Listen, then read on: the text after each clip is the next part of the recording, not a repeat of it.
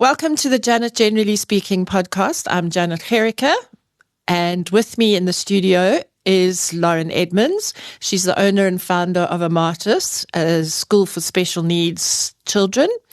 And we're going to dive deep and find out how she got to where she is today. Hi. Hi, Janet. Nice to be here. Yeah, it's nice to have you finally in person in the studio. So Lauren is also has a podcast, and I'm sure you'll tell us about that a bit later.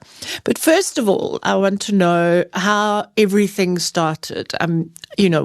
What brought you to having the school, what you studied when you started life and left school, all of those things. What was your journey like to get to getting married and having children? Okay, can I start with why I started the school? You can start and then go backwards. We'll go backwards or forwards, depending on where it takes us. Yes. Because the passion of mine is the school. And it's a passion. I don't have a passion for education. I have a passion for the person that has been left behind. Okay.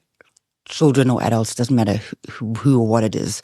I think it's always been in me if I reflect back to my school days and the types of friends that I had and the responses I had to things, but I didn't recognize it as that back then. So I have twin girls, and the one was struggling, and we didn't know she was struggling until we hit grade 1. And then you get called in by the system and told to leave the system. And it's quite jarring because the system the education system is supposed to educate, and when your child is failing to be educated, then you're being asked to leave the education system. That's how my head saw it and felt it. It was quite interesting because if you look at the stages of grief or the change cycle, you don't move through it linearly, and I could see how I jumped around all the denial and the anger and all of the stages and acceptance. You move into acceptance, then you come back out of it again. So the first very clear step for me was denial. But it was short-lived because I could see how she was struggling and I needed to help her. And when you have twins, it's very easy to see when the one is struggling because the other one is right next door. You know, there's not a 2-year gap. It's sort of very obvious. So I didn't stay in denial very long, but I got angry quite quickly. Or let me put it this way. My denial looked like fight. It was, no, you can't kick her out. What do you mean? What do I do now? You're the system. You're the educators. What are you going to do about it? So I think I managed to keep her in the school for another 2 months, maybe to her detriment, I don't know, because I as a parent needed to go through my own emotions, and I've since realized that is a very real thing. And sometimes parents get stuck in their emotions for years, and it's a very real thing. And children lose time when parents get stuck. But I get it. Yeah. So would you say that the denial sort of presented itself in that anger that sort of motivated you to go to the next step? In some ways, yes. So I'll give you another analogy around denial and where I am with it personally. My other daughter was diagnosed with an eating disorder about 3 or 4 years ago. And because I am who I am and have the business that I have, my daughters have a sense of what I know as well. So we ended up sitting in front of the dietitian, and she was pushing for certain things to happen. And both my daughter and I, who was 19 at the time, we looked at her and we said, no, leave us alone for 3 months. We're in denial. And it dawned on us that we were very aware of our denial. Yes. And that was more empowering than anything else. So the denial I was experiencing 15, 16 years ago with my daughter struggling in school in grade 1, I wouldn't have been able to articulate it like that then, because I didn't know I was in denial. Yeah. So I think the fight at that point was a denial, because, what I felt was, how I can look at it now is, the denial was, and the anger was more about, well, what now? That's why I say this, I felt like I was kicked out of the system that was supposed to help me, because the answer to the what now was kind of I don't know. And well, if you as the education system don't know, how am I supposed to know? Because I'm not an educator. And another thing that was really important that I can reflect on now is my father passed away about 6 months ago. And about 3 weeks before he passed away, we were speaking, because we knew he was getting to that stage. So we talked about death and love and family. And he said, so Lauren, I was given 6 months to live. Where are we now? And he counted them out on his fingers and he realized he was at 6 months. And he looked me dead in the eye and he said, I was actually told this 10 years ago. I was told to stop smoking and I was told all these things. And I thought he was going to say, I wish I'd listened to my doctor. And he didn't say that. He said, I wish my doctor had been more forceful. And I thought, wow, when my daughter was struggling and I was told through assessments that she needed an occupational therapist and a speech therapist and possibly play therapy, and I had the reaction, I was in that denial, angry stage, and I was like, what do you mean she needs all of this? This is nonsense. This is expensive. And the response I got from the system was, okay, then just do the OT. And what I think the system should have said is, I see that this is going to be hard and we know this is going to be expensive. Yeah. Your daughter still needs the help. Yeah. So my journey through life has been very interesting, and I now run a school that's based on, I understand where parents are at, and I'm not going to sugarcoat it and make them feel better. I'm not going to make them feel worse. No, but I'm going to hold their hands and say, they need this. Yes. And you're still a good parent. And I love what your father said, because I think you've mentioned that to me previously, and that made me think of the medical profession, schools, all of them are lacking. They don't have, I don't know, is it the time to spend with a patient or a client and actually say to them and be real with them and say that this is what you have to do, instead of, as you say, sort of giving them, oh, well, off you go, do this and this and this and cheers, I think it's complicated. I think I'm also remembering it how I remember it. Yes. So it might have been just how I heard it. Yeah. So I want to give them grace around that. I also think that teachers in the medical profession are tired. Oh, yeah. I think they approach patients sometimes and parents with, they're not going to do it anyway, so let me just say what I need to say. Yeah. So ultimately, I think we need the system. The system is good and it has its place. And it's purposeful. And I can say that because I've got twin girls and one went through the system perfectly fine and the other one didn't. Yeah. So I'm not anti-system. That doesn't make any sense. Yeah. But it's like we talk about neurodiversity, and we talk about neurodiversity as opposed to neurotypical. Yes. But neurotypical is just the way we've always thought about it. Yes. And then diversity as opposed to against how we've always thought about it. So if we always painted our houses brown, then anyone that came along and painted a house a different color would then be opposed to typical. Yeah. But what's wrong with a white house or a blue house? It's not neurodiverse, Yeah. So I think the system is fantastic. I just think that we can cater for the process of hearing bad news better. Yeah, okay. And give support to patients, parents, whoever is hearing bad news. Help shorten the cycle of denial, perhaps. Yeah. But maybe not even that. Maybe just people like me who have experienced it and turned an experience into something that I can offer somebody something. Yeah. Well, I mean, I've had my own experiences with the medical profession, and I think that they are overworked, they're tired, they've got 15 minutes with you, and misdiagnosing or giving you a pill that's going to kind of fix it is what they have to do, and it is also what they've been taught. Talking of taught, of teaching, yes. You went to varsity, but you didn't study for very long. or for special needs. No, I didn't. So, in hindsight, I always thought I wanted to be a business owner, which makes sense now, but I didn't understand it back then. I ended up in corporate facilitation. That's what I was doing. So standing up and talking in front of people was easy for me. I didn't actually like teaching. My mom was a teacher. I didn't like teachers. I didn't like teaching. I don't like schooling. It doesn't appeal to me at all. Well, hello. Look at you today. Well, I think I was destined to do this because you don't go into corporate facilitation and because that's a form of teaching. Right? It is. So here I was denying the very thing I was actually doing. Yeah. So my background is quite diverse, and I appreciate formal education, but I don't always feel like it should be the goal. I think, sure, what do I say with this?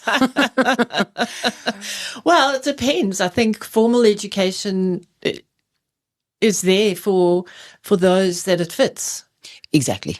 It doesn't fit everybody. And then when it doesn't fit your child or you, then what else fits? As opposed to, oh no, oh dear, I failed in some way, or I'm less than in some way.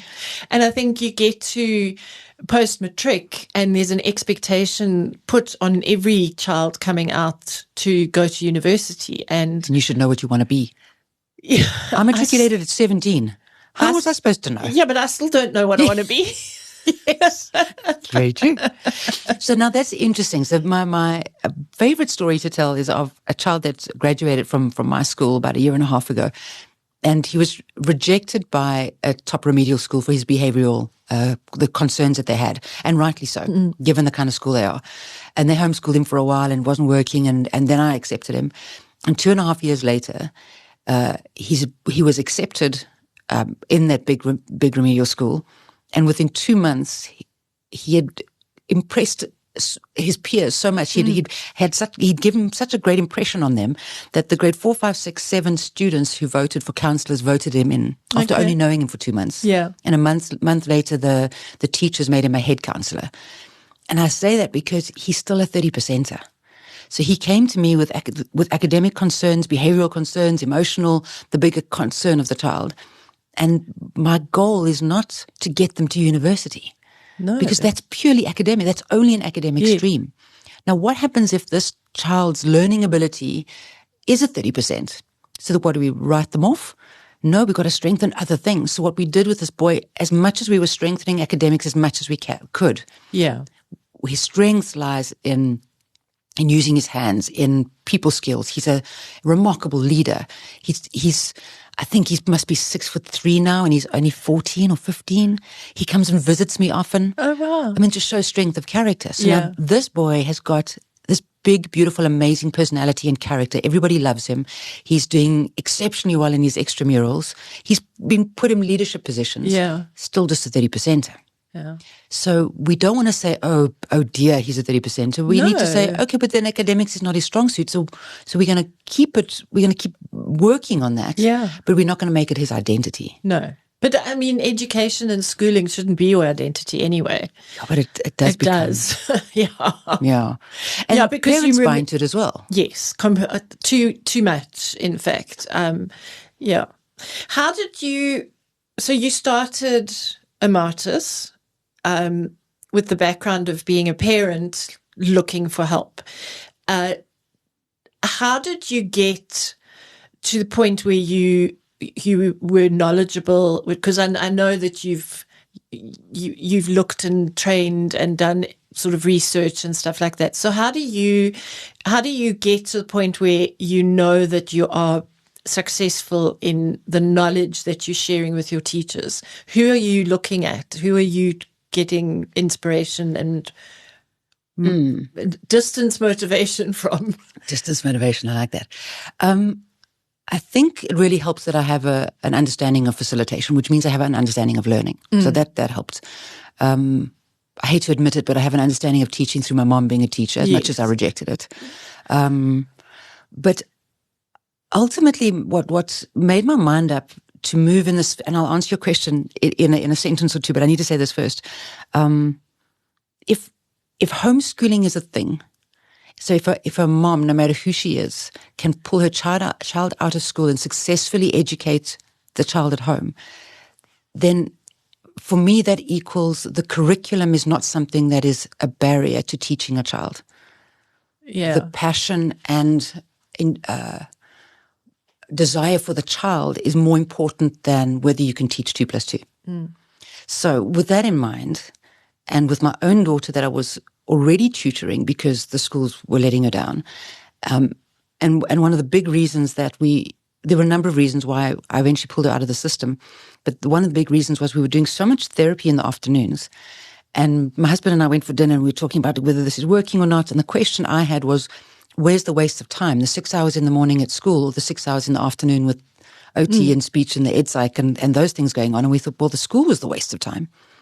So then we thought, no, we've got to switch this on its head. So we almost felt if we put the therapy in the mornings, I mean, she was the freshest, and the specialized tutoring, then she would be free in the afternoons to do extramurals and be a typical kid as opposed to getting 12 hours worth of education, because that was destroying her self-esteem. So if I think about a homeschooling mom can do this, and the system can teach the system but not my child, well, why can't I? And then I looked at people who weren't just giving theory. I looked at people who were giving ways to implement, because theory doesn't help you when your child is struggling and you're a mom. Understanding how reading works or doesn't work, or the debate between Orton-Gillingham approach to phonics versus Davis method. The debate is irrelevant at an academic level when your child can't read. Yeah, I want to know why my child can't read, and not from an assessment point of view, but from an in front of me point of view. So all I did was I took the cues from her. So instead of listening to the supposed specialists on how I should approach my child's reading, I went to the specialist of my child, which is my child, and I looked at how she read, and I started noticing patterns.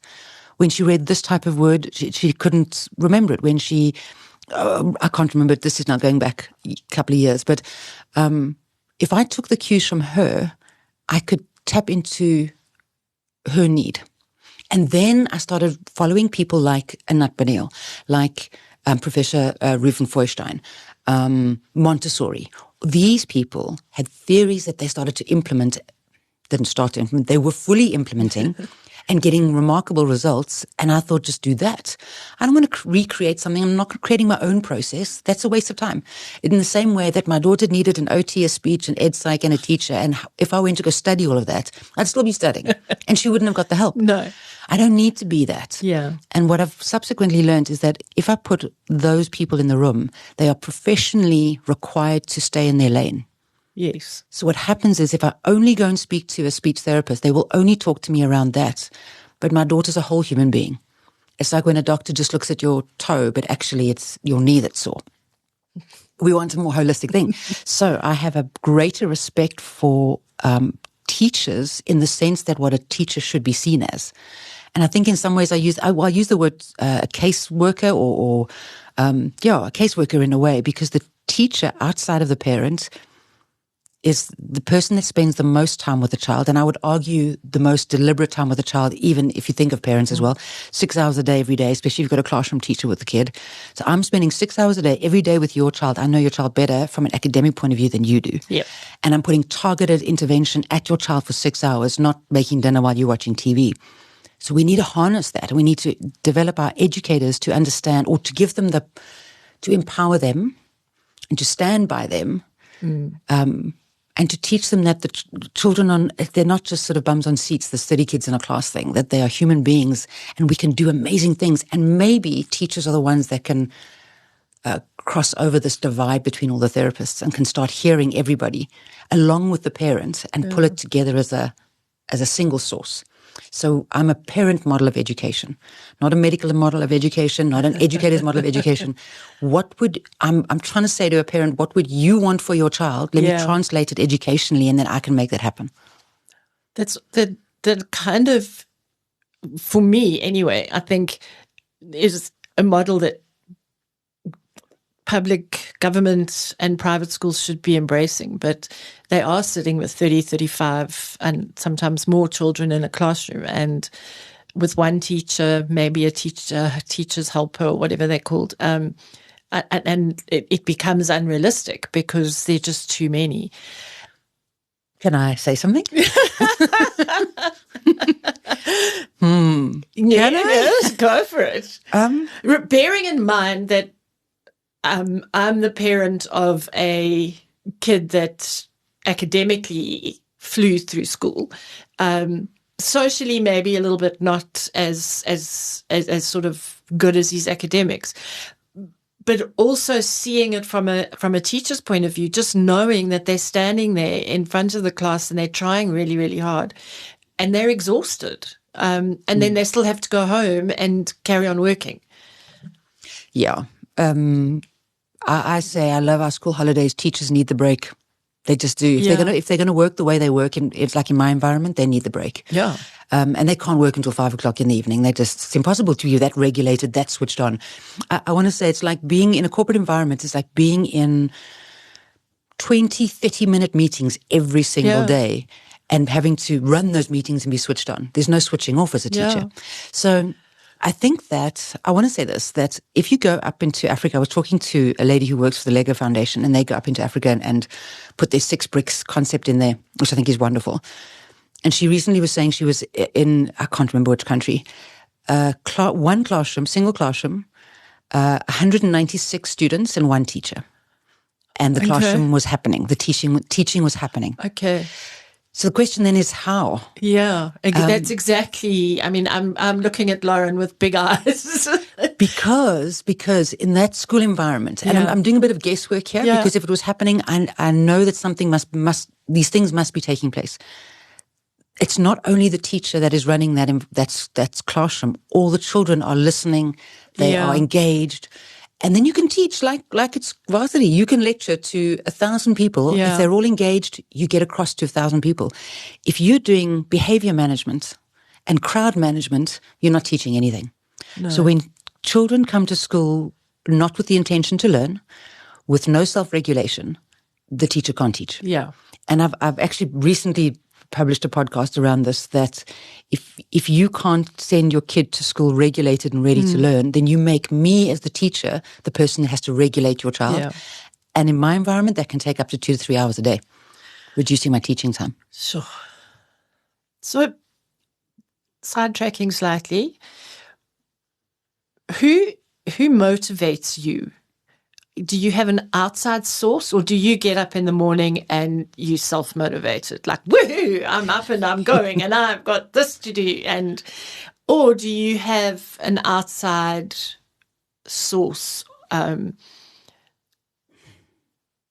was thinking about that on the way here. Not because I was going to talk to you, but because it's something that came up last night. I was listening to a podcast. I'm massively passionate about the success we can have. And I enjoy talking about the subject. And I know a lot about it. Excuse me. So I'm lying if I tell you that I self-motivate, but I'm also not lying. So I'm always pulling motivation towards me. So I'm seeking it constantly. So it's really hard for me to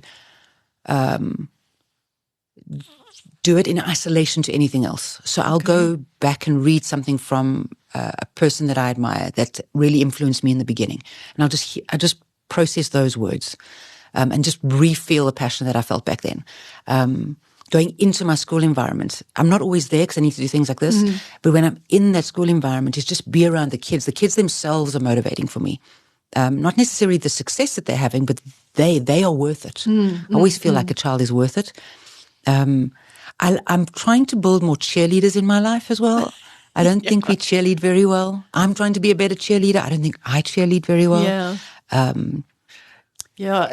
don't know if it's women worldwide, but South African people tend to be very like, this is mine and don't take it away from me. And you can take my idea and do your own thing kind of thing. We're very protective, I think. And I don't agree with that. I think that whatever you know and whatever skills you have, and you should be sharing it with anyone you come in contact with, and sharing with enthusiasm and energy. Exactly, and intention. I'm trying to be around passionate people. Doesn't have to be people in my industry, just people that have got energy and are passionate and talk richly. Yes. On any topic, because that feels, it gives you dopamine and it gives you serotonin, whatever else it gives you, and you walk away feeling energized again, and then you can turn and face your business. And trying to avoid the people that, and I don't mean necessarily people in terms of friends, but I mean even on social media or wherever you're seeing people, I'm trying to avoid the people that are talking negatively. The glass half empty. Type of thing. I've got a question that I ask all my guests, and I get very interesting answers. If you could be anybody, who would you be? Anyone other than myself. It could be anybody. You are not excluded. No, I wouldn't be anybody else. I'm very comfortable with who I am. Might be an age thing, but I'm comfortable with who I am and who I'm also trying to become. Okay. So lovely. I would prefer the question to be, who would you want to sit around the table with? Well, that is the follow-up. Oh, okay. No, I don't want to be anybody else. There's that thing about if we're all around the table and we were asked to put our troubles on the table and take back anything you wanted, everyone would take back their own stuff. Their own stuff, yeah. So I'm very grateful for my own stuff. Yeah. So I work on the principle that this too shall pass, the good and the bad, and what you get gives you something if you allow it. Yeah. So I don't want to put down anything that I've got in the past. Okay. Yeah. The bigs and the smalls and what I've gone through and who I am and how I take on opportunities and what I do with things and how I make mistakes and how I recover from them. And I've worked hard to get to who I am right now. Yeah. And I'll continue to work hard to be better. So I want to be around the table with people that are doing the same thing or enlighten me in something that will give me more thoughts around that. And anyone famous?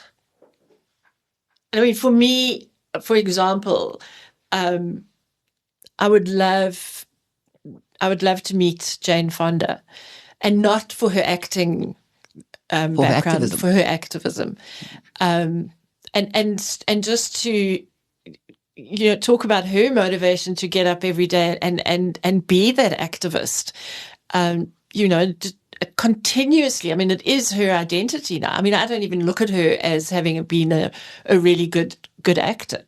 For me, it's her standing up at her fire drill Fridays, about the environment, and her coming out now with regards to the Trump administration and that kind of stuff. So yeah, I think there's definitely people that you want to meet and have around the table. I would say Ruth Bader Ginsburg. Anybody that has changed the world in some way, but my question would not be how did you change the world? My question would be how many bad days did you have? What did they feel like? How did you balance the bad and the good? Percentage-wise, even if you look at a Jane Fonda, she doesn't get up every day and she's an activist every day. No. And I think when we look at just that part of people, we put pressure on ourselves to constantly be switched on. Yes. And we need to know how to switch off and that those people switch off as well. So I would want to have a conversation about how are you a real person? Yes. And measure myself against question. that. That's lovely. I like that. Yeah. The other person definitely is Chimamanda Ngozi Adichie.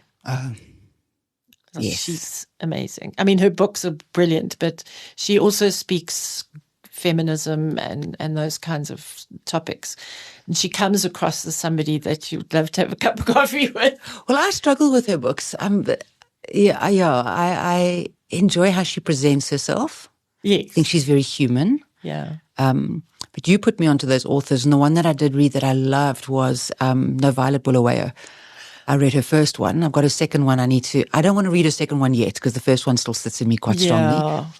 But I would want to meet 20 different types of authors. Yes, yeah. So I get a sense of what it's like to be an author, not from one person. Yeah. Like if you could meet Stephen King and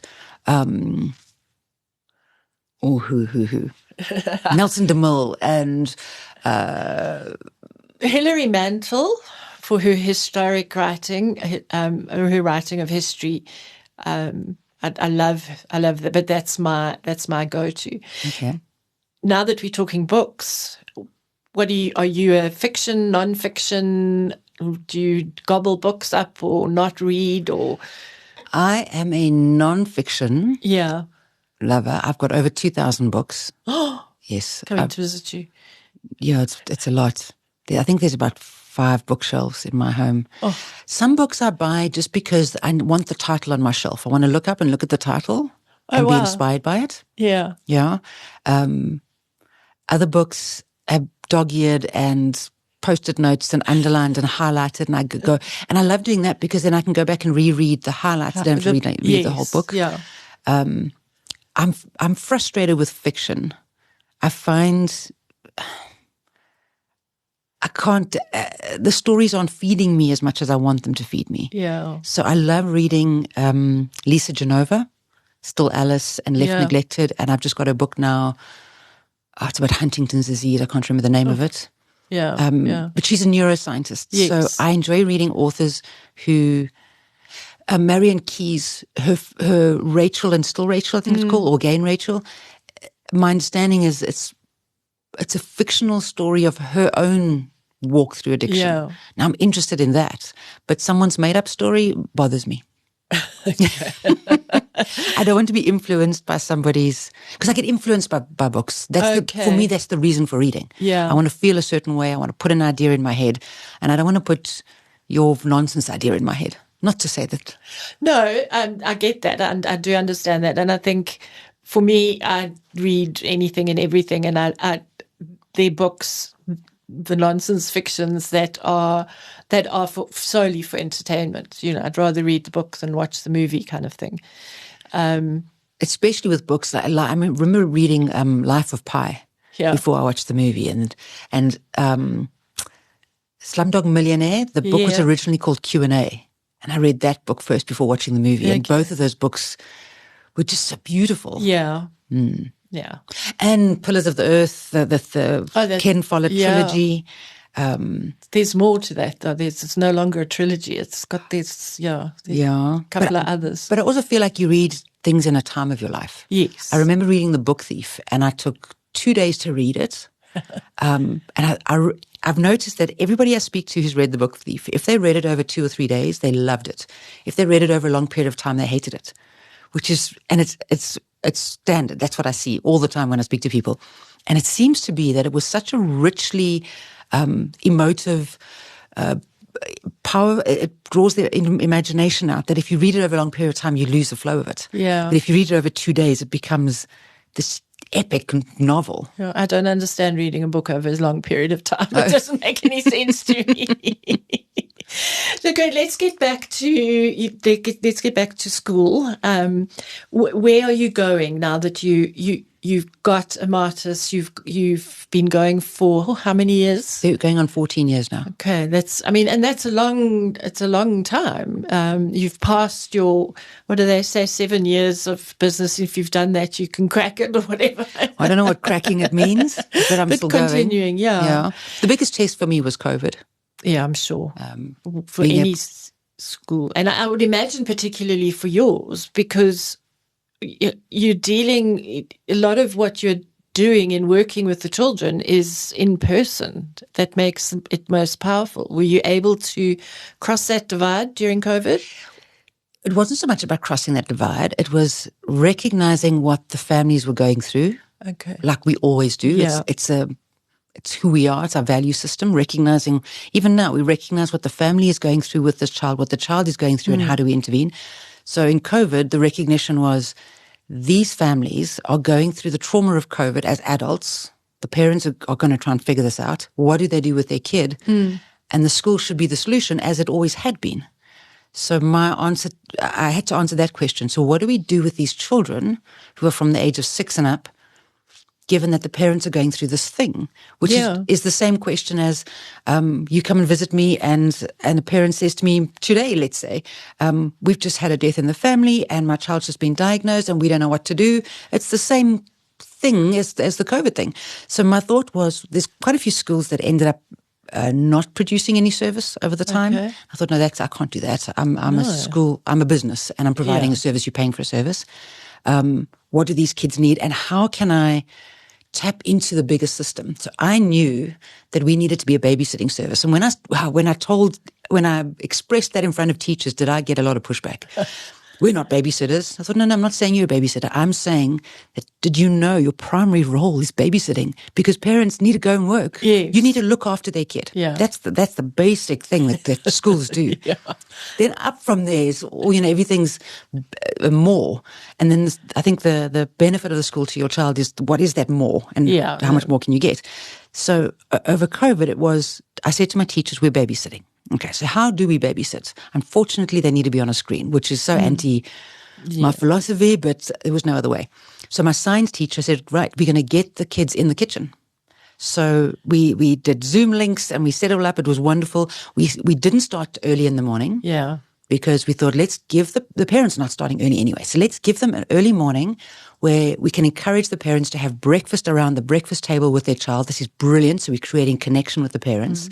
Good, healthy breakfast. So we did a whole lesson around healthy breakfast and we really pushed that with the parents. Almost as if to say to the parents, don't miss this opportunity. You won't stay for long.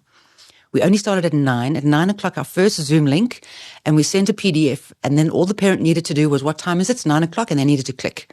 And there the teacher was, 9 o'clock. That's all the parent needed to do. Okay. And then at 10 o'clock, they needed to click the next link. And 11 o'clock, the next link. So because Zoom was giving us 30 to 45 minutes of free. And that was wonderful because it literally shut off. And then the teacher got a 15 to 30 minutes break. She could just relax. She knew her next class was coming up the next hour, next link. She did the next class. So it actually worked beautifully. Teachers got these breaks in between, which they don't get in a. So we started at 9 o'clock we called it an assembly, and it was movement. So I got these kids moving and shaking and dancing, and they had an absolute ball, which served the purpose to get them linked into us as teachers. Yeah. And then just before the Zoom link ended, we would say, guys, you did so beautifully. Go and get some water, get something to eat. We'll see you back again at 10 o'clock. Yeah. Reminder to parents to click on the 10 o'clock, back at 10 o'clock. Science is happening in the kitchen and English. And what we did at the end, because I wanted to keep them busy for as long a time in the day as possible so parents could work, I think the last lessons were 3 o'clock and 4 o'clock. And we read to them. And because there was a range of ages, I think 3 o'clock was the younger age. Yeah. Because the idea was they could then have more time in the afternoons, and at 4 o'clock. So I think I read, was it Chronicles of Narnia? No, it was Percy Jackson. So I read live as if, remember that old sort of granny sitting in the library with the children at her feet? I read like that. Yeah. And the kids didn't miss it. Oh, and I looked after kids up until 5 o'clock, from 9 o'clock until 5 o'clock. Wow. So I think I answered your question differently. No, but that just shows innovation and a way to solve a problem. But for me, yes, but for me, it reinforces that we are a parent-based model of education that is child-led. Yes. So we didn't try to I've never tried to fit the child into the system, because that's what was breaking my own daughter. Stop trying to fit her into your program. Learn from her and what she needs. So we're still doing that. Yeah. And where are you going? Are you looking? I'm avoiding that question. Are you looking to grow? Are you looking to stay the same? Are you looking to add? So I'm driven as a human being through my whole life. I'm driven by opportunity meets, or preparation meets opportunity. So I think what I'm doing at the moment, and what I've been doing for 2 years, is I've been preparing myself. I'm not 100% sure what for. Either the school I've got at the moment, the one school I've got will get bigger, or I'm going to open up multiple. But I'm a poor responder to being told what to do, even if I'm tell myself what to do. Stop laughing like that. I'm a better responder to where I naturally move. So I feel like it's going to be both. I feel like the school in Joburg is going to, and when I say bigger, I don't necessarily mean more children. I think it's going to get stronger, more entrenched. Okay. I'm trying to write down processes. The difficulty with write down processes, because I'm child-led, I can't tell you what to do with this child until I've met the child. Yeah. So I'm trying to work on what that is. But there's an opportunity to go nationally. The question, I just don't know how or what. And I'm always asking my network, I need to speak to people who have scaled their businesses successfully or not. I just want more information. Sit around the table and speak to those people. Yeah. Franchise. Yeah, people talk to me about franchises. It's not sitting well with me. No. I don't know. I just know that life unfolds for me in the way that it should. Okay. not, well, I mean, I think for you, everything is personal, whether it's the school or not. But you climb. I'm a rock climber, A yes. rock climber. But you rock climb indoors and out. I do. In the wilderness. I do. So one thing I appreciate about myself is I tend to say yes to things, which is a good thing. And more recently, in the last 5 years, I'm more comfortable with my yes because I'm really good at saying no. You ask anybody that's close to me, they understand. Your Lauren can say no, no problem. And I'm comfortable with that. So at the end of COVID, a client that I was getting to know quite well, I remember her walking up to fetch her child, and I think it was the wife, not the husband. I can't remember. And they said, I'm sure they said, you want to come hiking? Probably said, you want to come climbing? And I said yes, because I say yes. So myself and my other daughter went out, and I think I cried 3 times because we were outdoor rock climbing. So the first time I ever rock climbed was Isolation Pinnacle in Michalisburg. It's actually only a 10 rating, which is quite low, but I was scared. And I did it anyway. And we became closer friends, and we started hiking and climbing and wild camping. And it just... I found another community because my husband had passed away before COVID. So I'd lost a bit of that community. And in COVID, I'd lost that community. So it was a nice, new, fresh community for me. It was outdoors, physical. It matched who I was as a person. I'm still rock climbing indoors. Don't do as much outdoors at the moment. And it's just because I'm busy. But it's a beautiful sport because it's kind of weightlifting and, and it's outdoors and it's energized, and I enjoy the people. And, I want to say something more about it, but I'm not too sure what I want to say about it. I think when you find, it's like it becomes a savior in a way. Okay. I find it clears my mind. I can see that. Because you're not concentrating on everything else in the world. You're concentrating on... Not dying. Not hurting yourself, not falling off the rock. You're getting, and you're sort of pushing yourself up to the next, because I understand that it's in the legs, not the arms. I'm always trying to get it more in the legs than the arms, but it's hard. Yes, it is in the legs, yes. But I do trad climbing as well, and I stopped for a bit because I injured myself, but I was doing trad lead climbing, so that was just pushing it more. It's good for me. I like taking those kind of risks. Yeah. Starting a business is risk-taking as well. And I ended up, on my 49th birthday, I did the assessment to join Mountain Search and Rescue. Yeah. I chose not to stay with them because I thought, what am I doing? Gosh, I'm trying to run a business and do these other things now. No, I didn't stay. But I thought, wow, this is pretty cool. You're 49 and I recently spoke to somebody who is part of MSAR, and he was saying that was one of the toughest assessment weekends they've ever run. I thought, yes. So I enjoy the success of it. Yeah. The feeling. To wrap up, I've got some quick fire questions. Must I answer shortly in short ways? Because I don't tend to do that. No, I will try. We can try for like one word. One word, okay. Tea or coffee? Coffee. No, tea. Tea. I'm trying not to say anything else. Cook or take out? Take out. Full stop. So we've already covered this, but it was fiction or non-fiction. Non-fiction. So it's non-fiction. Ice cream or chips? Chips. Chocolate? Sure, yes. Do you know why not ice cream? Ice cream is delicious. Yes. But if I reinforce that I like all these things, then I will just have less willpower to say no to all these things. So for the last no. Let's not go. Don't put that in my brain. For the last 30 years, I've told people I don't like ice cream. It's nonsense. Of course I like ice cream. Yeah. But because I say to myself, it's a kind of it was an experiment 20 odd years ago. Yeah. And it's worked. I say I don't like ice cream, so I very seldom have it. I always just say no. Rain or shine? Oh, gosh, they both have thunderstorms. Yeah. My favorite. Yeah. Thunderstorms walking out of the mountains after you've climbed hard. Oh, okay. That's fantastic. But I'm a warm sunshine person. Yeah, I like hot. Movies, horror or love stories?